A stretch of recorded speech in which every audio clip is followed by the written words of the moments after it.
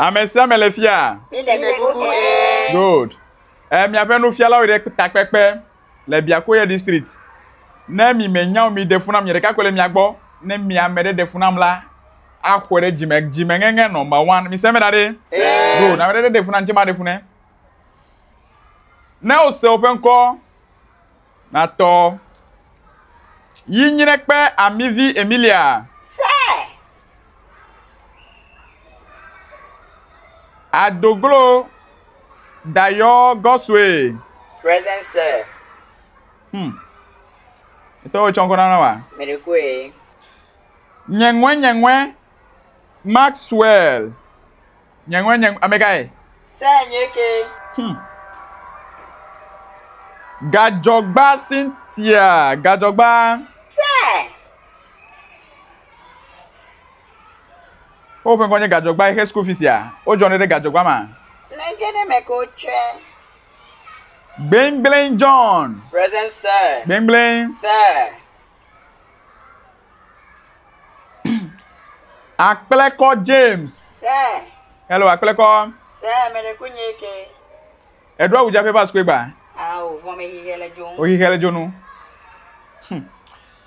Minyeze Komsin. Yes, sir. Minyeze. Sir. Good. Bedupo Emmanuel. Present, sir. Avanubo Jeflega Kumavi Israel. Sir. Ewe no furena mi zoko kwere. Paulo. Mula dele fi gbe kona kwara. Khemanyemi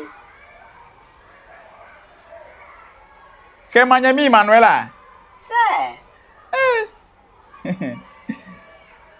Dokugbi Abigail. Nkwema. Dokugbi Abigail mekai. Sir. Good. Edikpa Godwin. Present, sir. Good. Gokpoloyi. Gokpoloyi Israela. Meko yesigbe. Sir, me rekwenye. Momita Gabriel. Sir. Kogbomi Felicia. Sir. Eba swe choke baya. Bodo Fu Mabel. Yes, sir. Agoku Johannes. Present, sir. Botemi Sandra. Botemi Sandra. Sir. Eto la we be kwenkwe ya. Opli no nye chonkwana. Ayo. Avadige Kingsley. Present, sir. Azumi. Sir. Eba square. Good. Abe mi akpan egbe amedi me apete mi atina mi agila no nyabe. No zuova PTA meeting na. Mi mediba mereke ne kaza yam. Cover mi abe PTA meeting zo mi se merade. Aha. No zube mi agila o kava PTA meeting yo kaza yam mi asiza me se me fe yam. Eje ba me sia me ne za no ka smartphone. Ne mi abe mi ma china mi agila obe.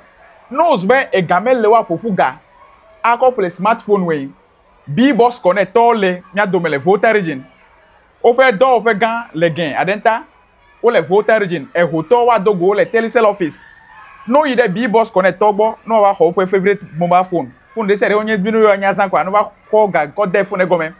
Ne susuan one o have vide azumi. Sir. Ina wa china no be never ko ga ko de B-Box connect ofe phone gome. Ne susuan one o have vide.